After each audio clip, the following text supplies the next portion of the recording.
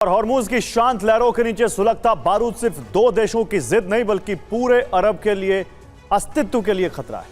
Hormuz में Iran का दबदबा पूरी दुनिया की अर्थव्यवस्था के लिए चुनौती है। एक तरफ दम तोड़ती कूटनीति है और दूसरी तरफ अमेरिका के संयम की परीक्षा है।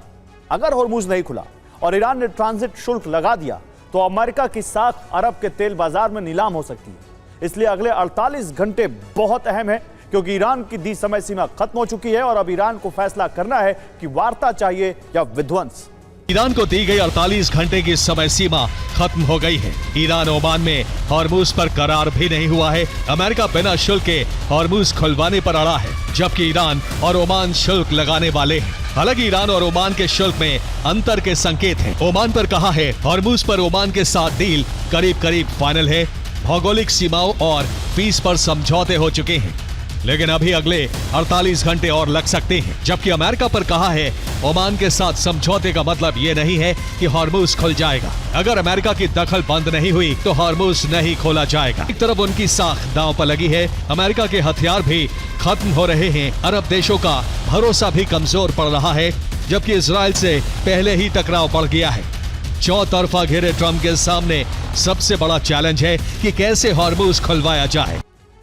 हॉर्मूज में शुल्क को लेकर सस्पेंस जारी है। 3 देशों में टैक्स पर टकराव की स्थिति है। ईरान का प्रस्ताव है कि 7% शुल्क लगाया जाए। इसके लिए ओमान के बीच करार अटका हुआ है। 7% शुल्क एक टैंकर पर अनुमानित 87 करोड़ 15 लाख रुपए होता है, जबकि ओमान का प्रस्ताव है कि हॉर्मूज से गुजरने वाले कार्गो शिप पर 3% शुल्क लगाया जाए।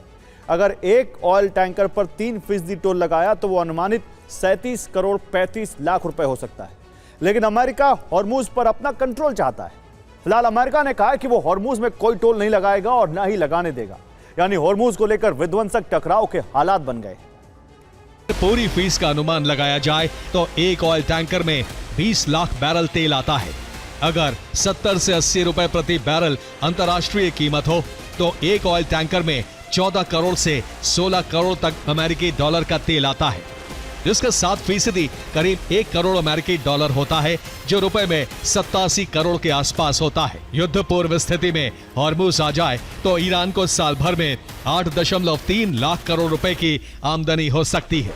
और ट्रंप चाहे कितनी भी कोशिश करे कि वो वार्ता की कोशिश में है, लेकिन युद्ध से बचने के लिए कई रिपोर्ट सामने आ रही हैं जिसमें बताया जा रहा है कि अमेरिका के पास अरब में हथियारों की कमी हो गई है।